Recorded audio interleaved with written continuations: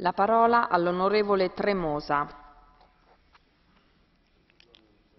Moltes gràcies, senyora President.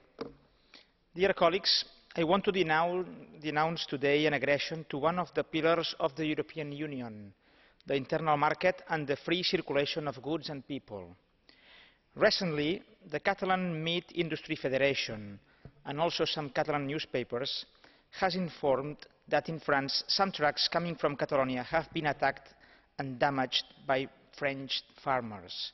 The meat products some trucks carried have been completely destroyed by French pickets.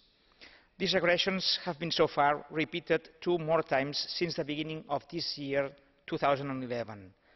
The last one happened just a few weeks ago, when some French pickets stopped another lorry full of meat coming from Catalonia, again, assaulted the driver and then sprayed diesel to 20,000 kilos of fresh meat.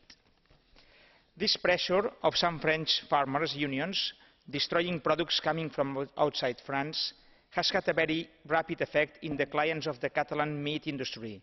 As a result of this, their sales have dropped by 50% down. I have tabled a written parliamentary question to the European Commission, hoping that the European Union will stop this unacceptable aggression. Thank you very much. Grazie, credo che l'onorevole Vadim non sia in aula, quindi la parola all'onorevole Sógor.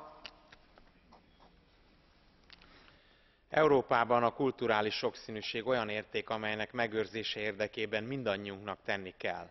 Ez azonban nem volt mindig így.